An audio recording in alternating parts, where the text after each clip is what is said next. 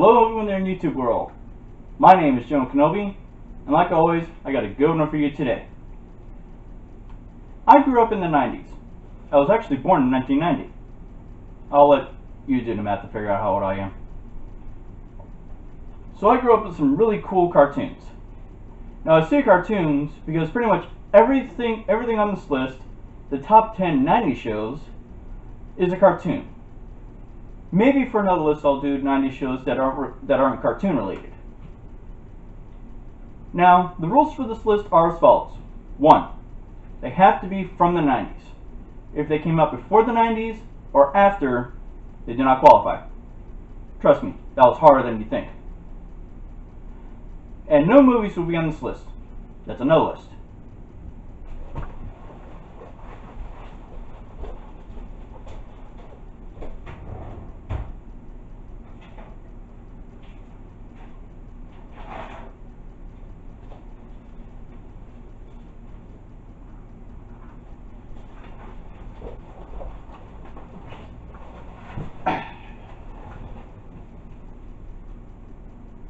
Note to self: make top 10 90s movies. Future project. Now, with that out of the way, let's get started. All hands, this is the captain. Ready your stations, seal all emergency bulkheads, and prepare to engage the enemy.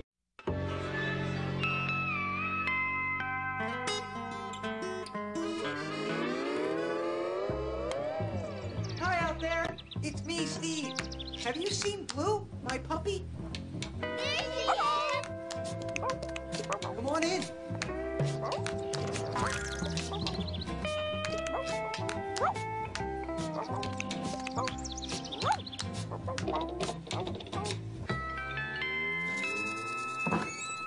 Hi. Now I know what you're thinking. Blue's Clues? Were you not too old for that show when it came out? Well, in a way I had two childhoods. I had mine, then when my brother was born, I watched the shows that he watched. And Blue's Clues was one of them. The premise of the show was Blue, the dog. Hey, it was the 90s. They did that kind of thing. Had something she wanted to tell us. But since she was a dog and she couldn't talk, yet, long story, please don't ask. So she would leave blue paw prints on different objects as clues to tell us what she wanted or something like that. Now the owner of Blue the dog, Steve, played by Steve, again, it was the 90s, what do you want? Ended up leaving the show because he ended up leaving the show. Now, a lot of people thought it was because he had cancer and he was dying and whatnot, but actually, no. He did an interview recently, I think, but it was somewhat recent. And he actually said why he left the show, and it was because he said, quote, "I refuse to show my balding head on a kids show." Makes sense. And people have asked him, what happened to the thinking chair from the show? Well, he said he has it, and he actually still sits in it. But he can't sit in it throne style, because it's a really big chair. So it's really uncomfortable sitting in it like that. Which means I want to be able to sit in it because that's how I sit in most chairs. Hey, I'm a captain. So what do I do? All hands, this is the captain. Ready your stations, Number 9, seal all emergency 8, bulkheads, 7. And prepare to engage the enemy. Now, I'm putting these together because they all take place in the same universe. And they were created by the same guy, and at times, the other shows would reference the younger shows. So it was actually pretty cool. And I'll be doing them in order. So, let's start with the first one. We're tiny, we're toony, we're all a little loony. And in this cartoony, we're invading your TV. We're comic dispensers, we cut them all to censors. On action adventures, get a dose of comedy. So here's at the pursuits the whole wide world apart. Our homes, we only stand alone, a cartoon.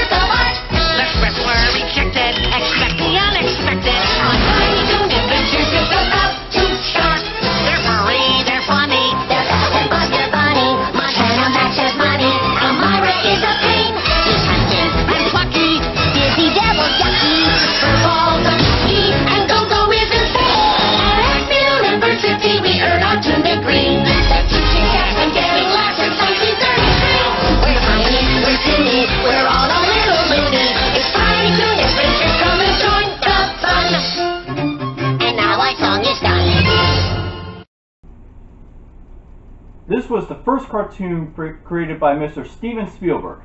It featured baby versions of the Looney Tunes. Hey there, everybody, it's a Looneyful day. No, not that. No. Okay, let me rephrase that. They were alternate versions of the Looney Tunes. However, they go to a school called Acme. They're from a place called Acme Acres. They go to a school called Acme University, sometimes Acme Lou, and they would get taught how to be better tuned by the Looney Tunes. Get it? Looniversity, Looney Tunes as teachers.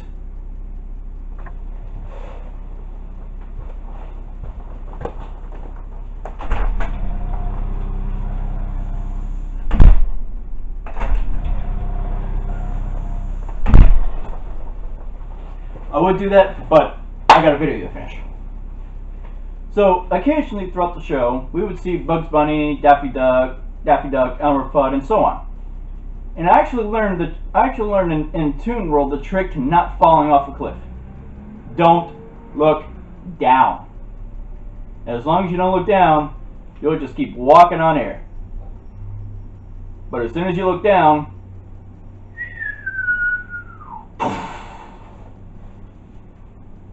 the main cast of characters included Buster and Babs Bunny, no relation, Plucky Duck, Hampton Pig, Dizzy Devil, and many others. So you can kind of see the relation. Buster Bunny, Bugs Bunny, Plucky Duck, Daffy Duck, Hampton Pig, Porky Pig, Dizzy Devil, Taz Devil. The show is great, and it spawned another great show, which is...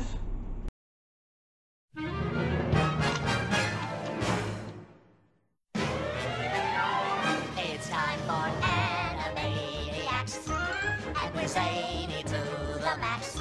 So just sit back and relax, you'll laugh when you can laugh. We're Animaniacs. Come join the Warner Brothers and the Warner Sister Dot. Just for fun we run around the Warner movie lot. They lock us in the tower whenever we get caught. But we break loose and they're the moose, and now you know the plot. We're Animaniacs. Dot is cute and Yakko yaks. Wacko packs away the snacks while Bill Clinton plays the sax. We're Animaniacs. Be Pinky and the brain who wants to rule the universe. But feathers flock together, Slappy whacks them with her purse. Buttons chases Mindy while Rita sings a verse. The writers flip, we have no script, why bother to rehearse? We're Animaniacs. We have pay or play contracts. We're zany to the max, there's baloney in our slacks. We're Animani, totally insane. Cockamamie, Animaniacs. Those are the facts. This was the second show created by Mr. Spielberg, and at times this show would reference characters from Tiny Toons. The main characters include... Actually, I'll let them make the intros. Come join the Warner Brothers and the Warner Sister Dot. The Warners included Yakko and Wacko and their sister Dot. But Dot is not her full name. What is her full name? Well, let's ask her.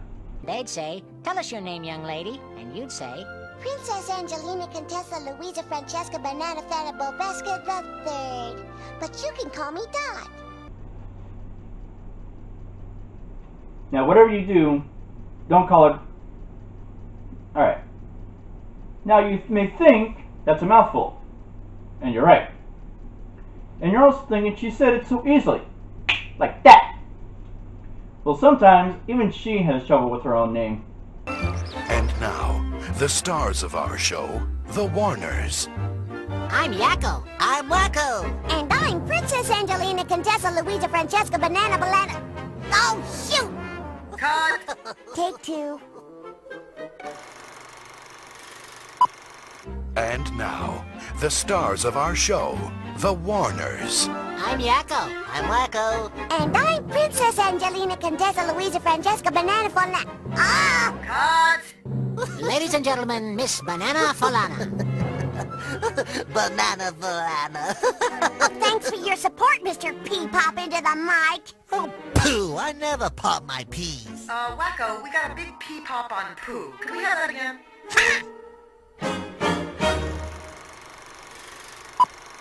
And now, the stars of our show, the Warners. I'm Yakko. I'm Wacko. And I'm Princess.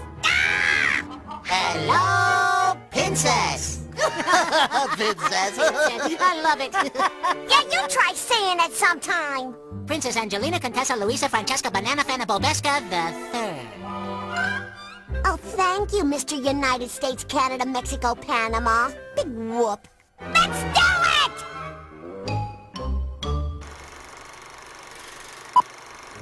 And now, the stars of our show, the Warners. I'm still Yakko. I'm still Wacko. And I'm Princess Angelina Contessa Luisa Francesca Banana Fana Bobeska.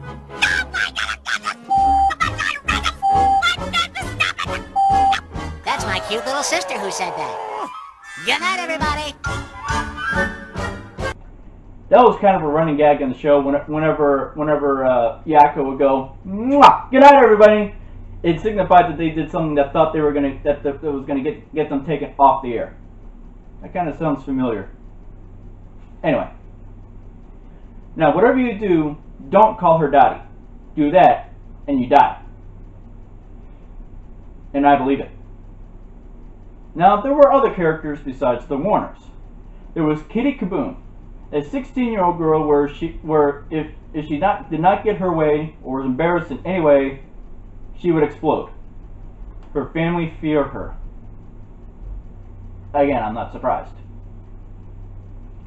There was Chicken Boo, who was a giant chicken. Calm down, Peter, not that giant chicken. Who liked to dress up like a man and do regular things. However, he would always get exposed as a giant chicken, and then people were like, "Get out of here!" And many others. My second favorite was Slappy Squirrel. Think of her as a cleaner version of Deadpool. She knows she's in a cartoon and would almost always speak to the camera, breaking the fourth wall. Her nephew, Scrappy, once told Slappy when she was going to get some walnuts out of her old foal's yard, Doug the dog, that if she got hurt now, it would really hurt because she was in the real world, not a cartoon like she used to be. She used to have her own cartoon show, but then she got old. She looks at the camera and says, "Don't tell him. He may have an aneurysm." Now I know that I said that Slappy was my second favorite side character. Who's the first? Well, I'll tell you.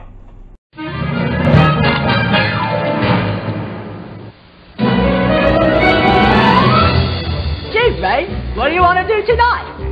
Same thing we do every night, Pinky. Try to take over the world. The Pinky and the Brain. Yes, Pinky and the Brain. One is a genius, the other's insane. They're laboratory mice. Their genes can't concise. They're Pinky and the Brain. Brain.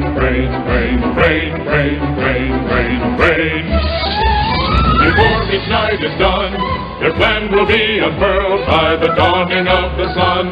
They'll take over the world. They're Pinky and the Brain. Yes, Pinky and the Brain. Their twilight campaign is easy to explain. To prove their mousy worth, they'll overthrow the earth.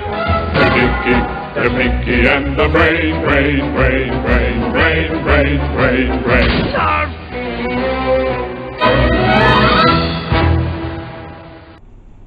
Now I know what you're thinking. Wait, I thought you said you were going to tell us who your favorite characters were, but you went to the next show. Well, Pinky and the Brain started off as side characters on Animaniacs. And then they went on to get their own show. And unlike Tiny Toons and Animaniacs, where there was pretty much no plot, it was just cartoon shorts like it always has been from the very beginning. There was actually a plot to Pinky and the Brain. Brain's ultimate goal was to, you guessed it, take over the world. Of course! Okay, you get back to the touch break. I don't need you around here. Sorry. Anyway, every night the Brain would think of something different to take over the world. And every night he would almost succeed. And every night he would fail. Because of some oversight or Pinky, because Pinky was an idiot. So after they fail, Brain would go, "Come on, Pinky," and was planning for tomorrow night. And Pinky would go, "What? What's going on tomorrow night?"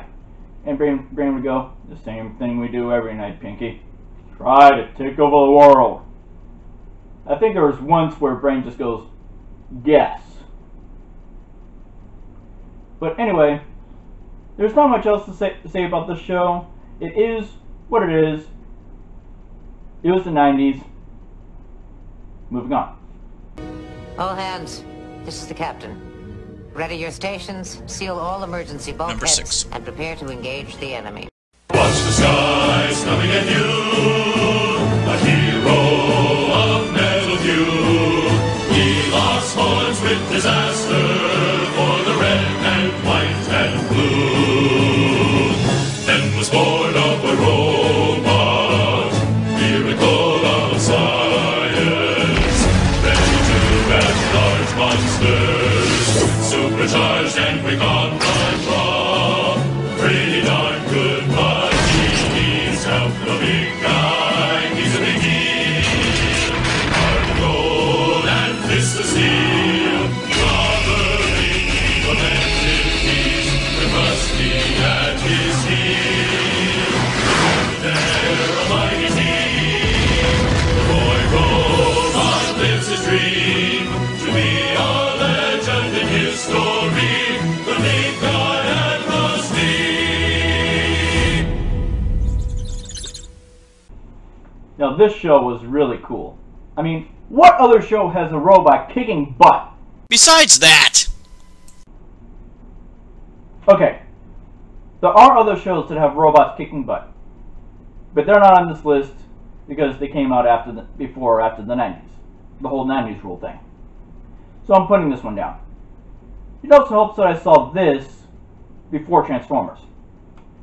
Anyway, the show features the titular characters, the BGY-11, also known as the Big Guy, and Rusty the Boy Robot, as they protect Earth and America from evil aliens and robots. And when I say America, I mean it. Pretty much every single episode, or every other episode, Big Guy would say who he is protecting.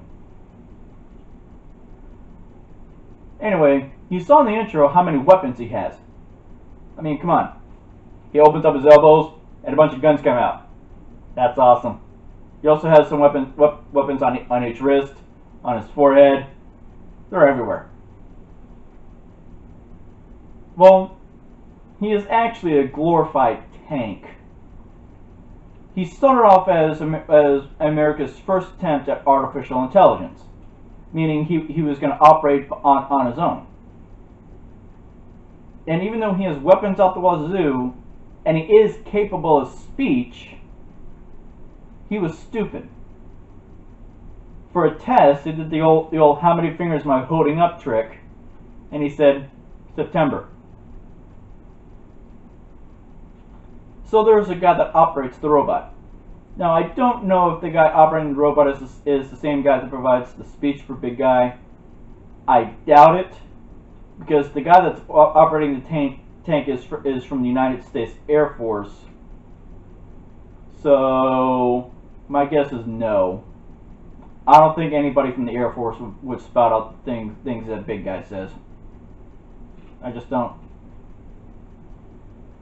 Now, they don't always kick the butt out of every single alien that they come across.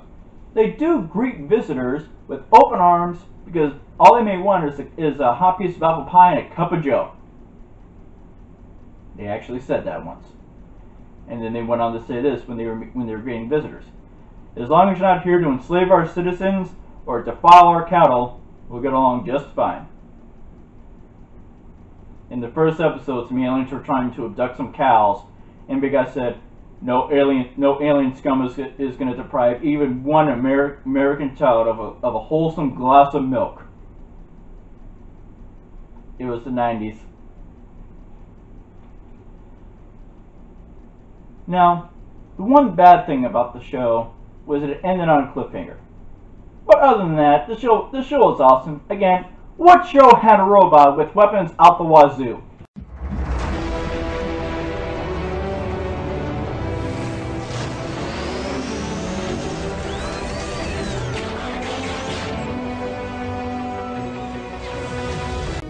All hands, this is the captain. Ready your stations, seal all emergency bulkheads, Number 5. and prepare to engage the enemy.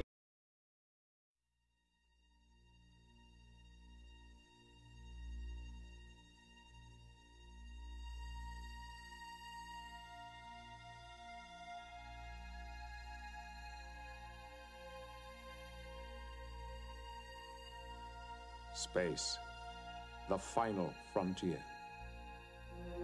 These are the voyages of the Starship Enterprise. Its continuing mission to explore strange new worlds, to seek out new life and new civilizations, to boldly go where no one has gone before.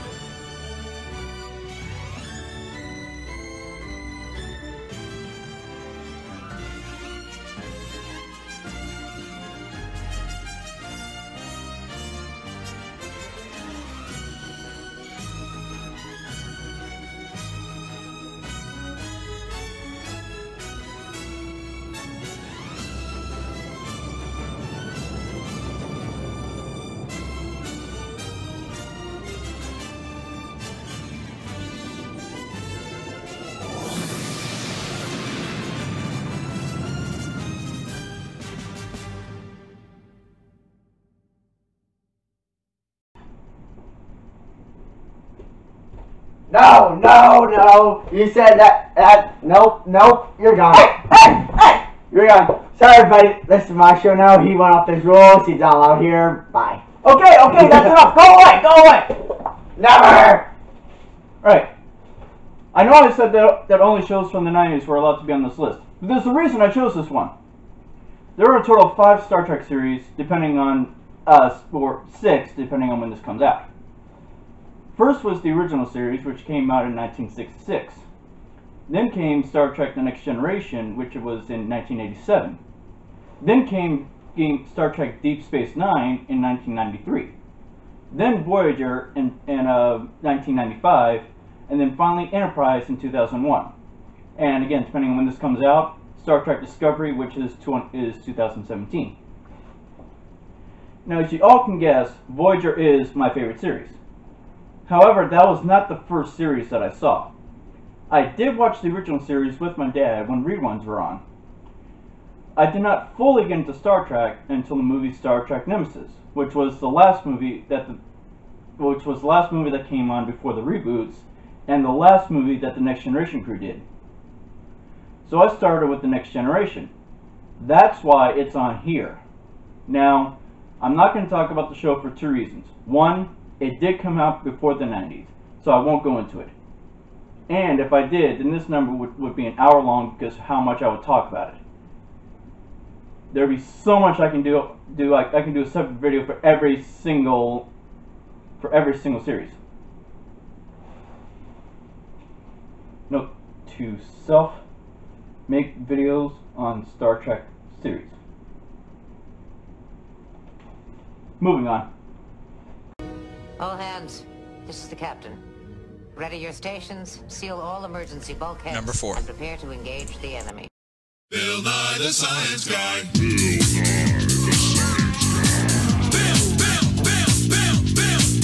Nye the Science Guy. Science rules.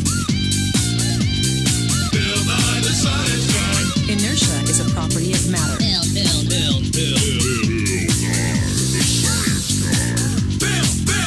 T-minus 7 seconds.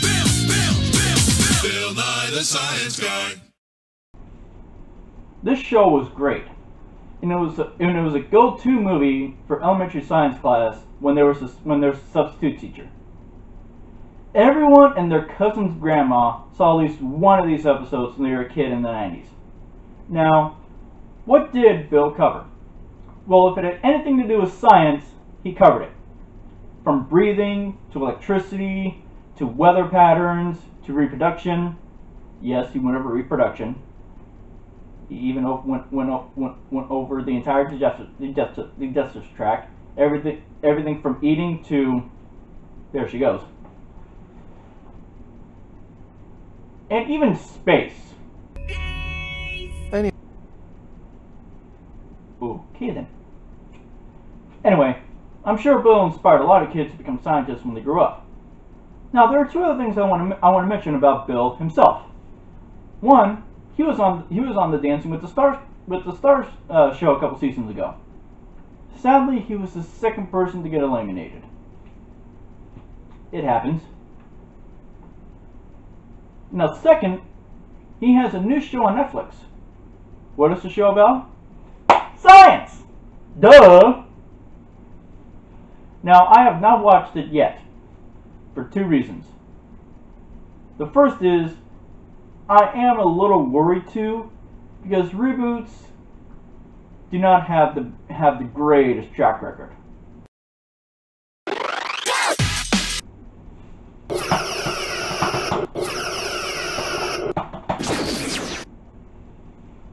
And yes, that's how I feel about the show. The second reason is I have not really had time to sit down and watch it. But I will as soon as I can. I'm in a bad mood now. Thanks, Teen Titans Go! Future meaning editing? So, play something cool to lighten the mood. You got it?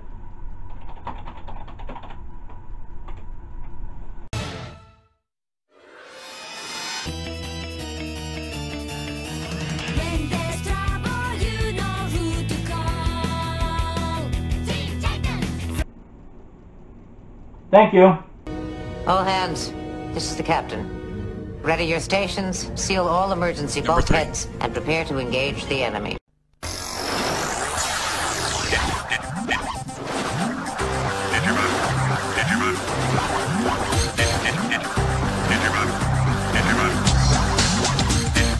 Digimon, digital monsters, Digimon are the champions.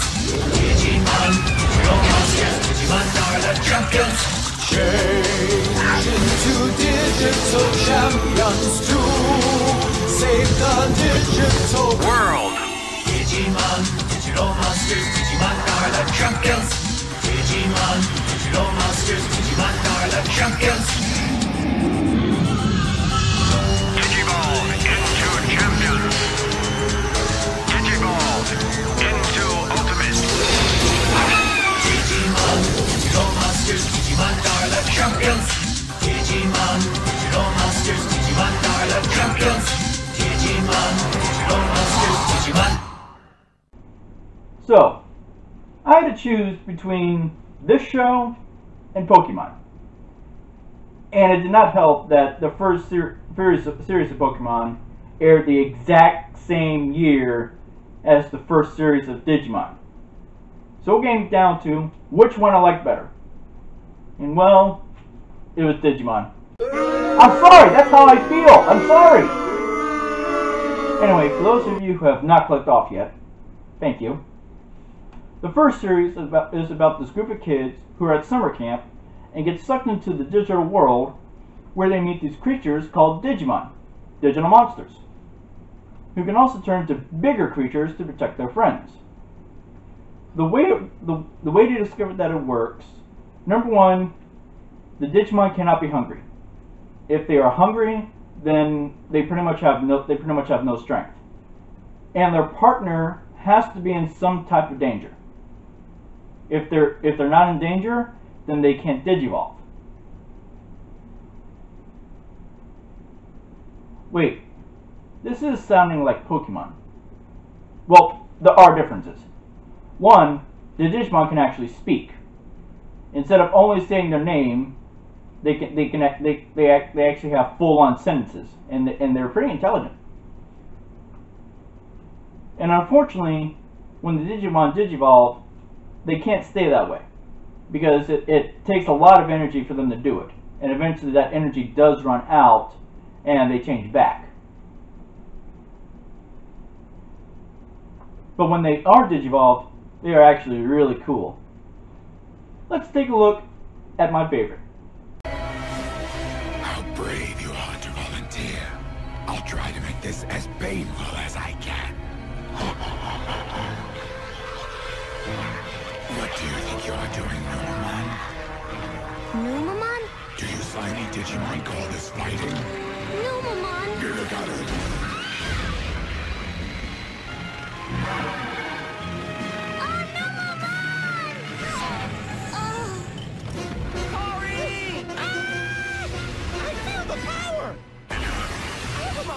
Digivolve!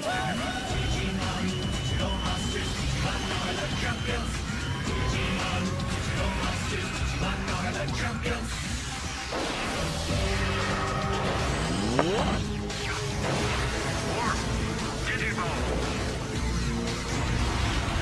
Digimon, digital monsters, Digimon are the champions! War Greymon! Digimon, digital monsters, Digimon. Wake up!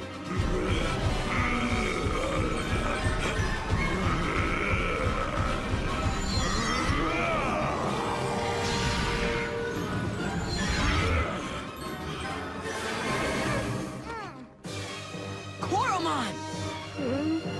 Huh? Now I will finish you once and for all. I don't think so. You missed what I did as Lord Greymon. I sliced you like an onion.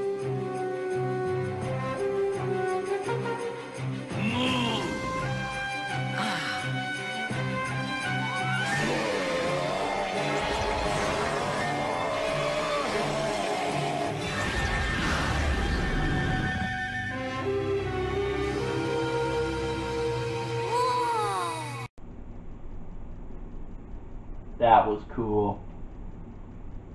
And you saw there as soon as the fight was done, it changed back into an earlier stage. Now, find me a Pokemon from Gen 1 that can do that. And I do mean for the first 150 Pokemon, before the Mega Evolutions. Anyway, the show was cool, and spawned at least 3 more series after this.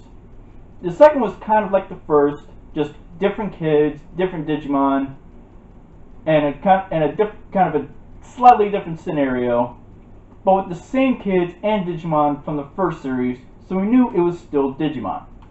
The third and the fourth series did something completely different, and I just could not get into it. Alright, so how many of you are still watching this video? How is that even possible? All hands, this is the captain.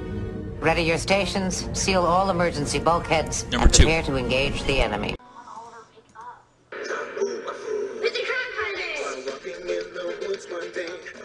Martin saw something strange, a little leaping lemur who liked to bounce and play. They followed their new bouncing friend, not knowing where this adventure would end. The animals were headed just around the bend. Where are they going? I don't know. How do we get there? Come on, let's go. Me and you and Saboo. Come along and see what's new. We're doing the things that animals do. New animal friends to see. Jumps is the place to be. Driving the boots are leaping, wild dogs running and nobody's sleeping. Me and you and Saboo. Come along and see what's new. We're doing the things that animals do. Me and you and Saboo. Come along and see what's new. At Animal Junction we're waiting for you. This show was amazing. And I know I'm starting to sound like a broken record, but that's how I feel. And just how Bill Nye taught me a lot about science, Subumafu taught me a lot about animals. It started the Kratt brothers, Chris and Martin, and a leaping lemur named Zaboomafoo, Zabu for short, as animals from all over the world would come to a place called Animal Junction and just have fun. Every animal you can think of, from baby kittens to full-size tigers. Yes, they actually had 2 full-size tigers, and they were playing with them and petting them and whatnot. And they would just have fun.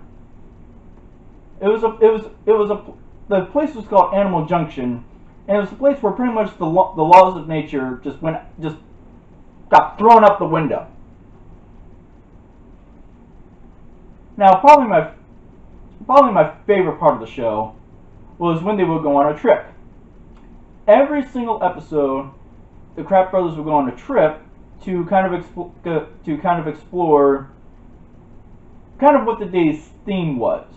If the theme was kind of like underwater creatures, then they would go out on a boat in the middle of the ocean, and they would look at some underwater creatures.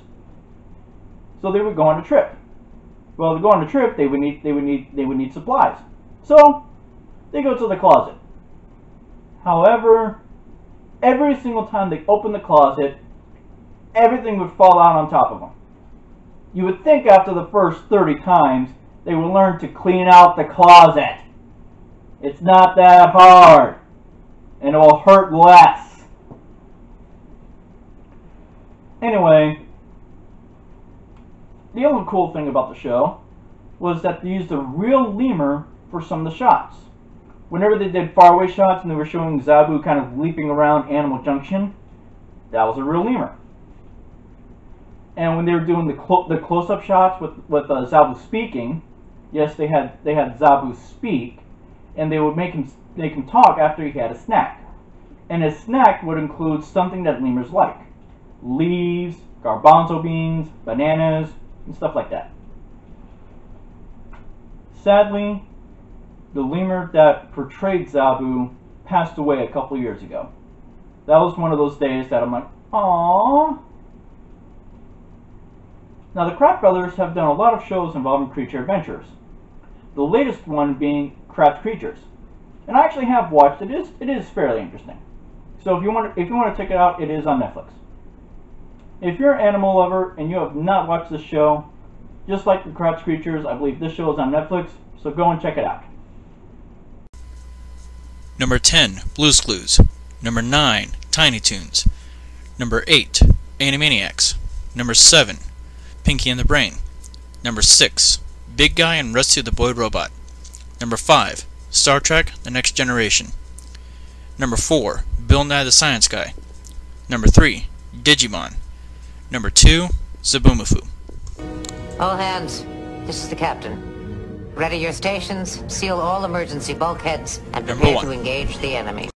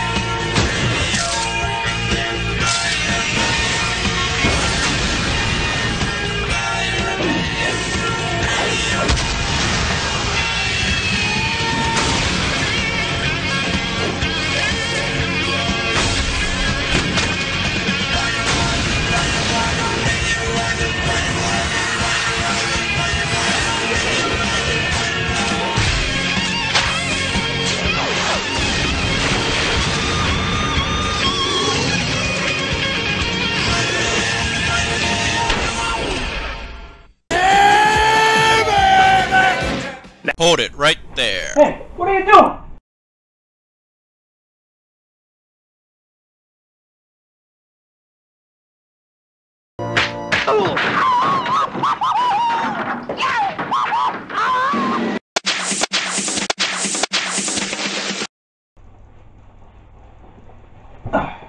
Sorry about the mess. Anyway, when I started this list, I had no question that this would be number one. This is my all-time favorite Spider-Man series, and it's the show that got me into Spider-Man. So yeah. Now I did like the Ultimate Spider-Man that just ended on the Disney Channel, but I definitely like this series better. Now, what made this series better than the Ultimate series? In this series, whenever a villain was introduced, they made it so like it was the first time we were seeing them. Even though they were all villains that we knew. Dr. Octavius, the Hobgoblin, Green Goblin, Scorpion, all of them. Yes, we knew who they were, but they were acting like it was the first time we saw them. In the Ultimate series, they had one or two villains that we recognized.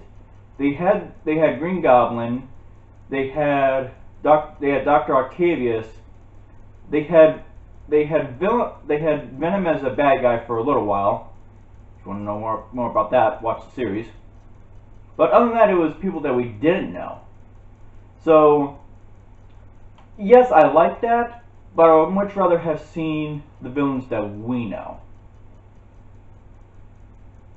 Now, in this series, the Spider-Man and Peter Parker was voiced by Christopher Daniel Barnes. And he's probably one of the best voice actors for Spider-Man. He is just awesome. And I know him from 3 other things. He voiced Prince Eric in the Little Mermaid movie. You're gonna have to go back and watch that now, aren't you? And he voiced the Norse Spider-Man from a game called Shattered Dimensions, which was kind of the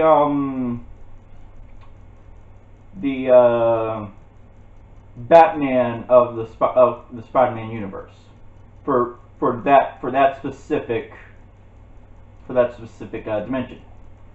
Quick side note: Spider-Man kicked Batman's butt at a death battle. Just so you know. And then in that game's sequel, Spider-Man: Edge of Time, he voiced Miguel O'Hara, who was a Spider-Man from the year 2099. Now, how did the series end? Well, throughout the entire series, or actually to be more specific, from season 2 onward, Spider-Man was being trained by Madam Web. Only he didn't necessarily know what he was being trained for. I don't even think she said he was being trained. She was teaching him lessons. That all came to pass when he returned from their world to find out that the New York he was in was on the verge of being completely destroyed. I mean, everywhere you look, the buildings were hardly standing. I don't know if there is anybody left. So he teams up. Madam Web teams him up with 5 other Spider-Man from different dimensions. He teamed up with a Spider-Man that was really well off and had a metal armor suit. A Spider-Man who had Octavius' arms from the last time that he beat him. A Spider-Man who was going through mutation. Now the mutation was he had not only did he have his regular 2 arms, but he had 4 others. And it wasn't like the Octavius arms where they were metal. No, these were 4 actual arms.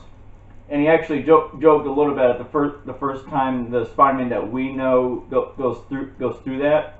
He tried using his web shooters, and he ended up using one of his extra arms. He's like, earlier I had difficulty determining from left and right. Now I got to choose from 6 of them.